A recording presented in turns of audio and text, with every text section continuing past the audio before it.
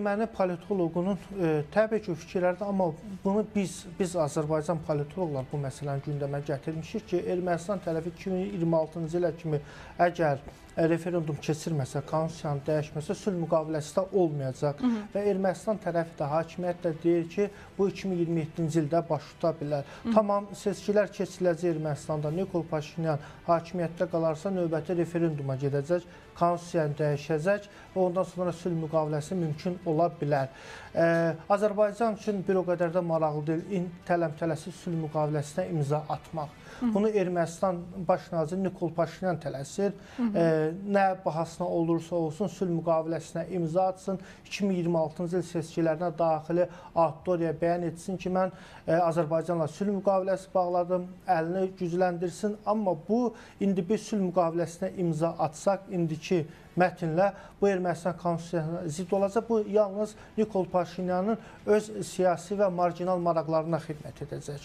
O, təbii ki, Azərbaycan qəti şəkildə buna gedə bilməz. Biz gözləyirik ki, Ermənistan referendum keçirsin. Ermənistan, amma bir məsələni deyim ki, Ermənistan bir aydan sonra da referendum keçirə bilər. Niyə gecikdirir bu məsələləri?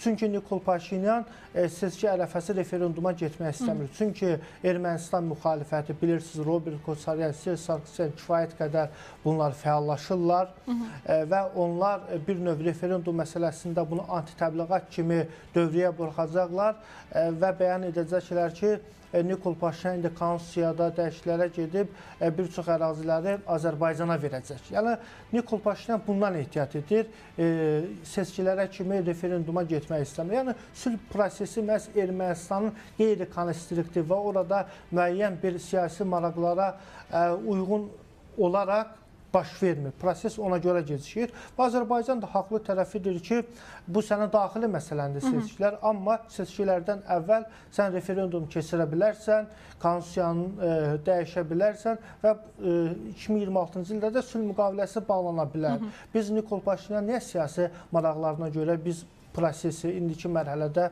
getməməliyik. İlk növbədə referendum keçirməlidir, konstitusiya dəyişməlidir. Əgər getmirsə, Azərbaycan da tələsmir və Ermənistan da prosesi 2027-ci ilə saxlamaq istəyirsə, qoy saxlasın. Amma əgər Nikol Paşinyan da seçilməyə bilər, seçkilərdə istənilən situasiya, force major məqam yarana bilər Ermənistanda, müəyyən bir silahlı terror aktları və etirazlar başlaya bilər. Nikol Paşinyan seçilməsə, demək olar ki, proseslər dalana da dirənə bilər. Yəni, bütün proseslər hazırda Nikol Paşinyan qeyri-konstruktiv və öz siyasi maraqları üçün sülhü gecikdirən əsas faktordur.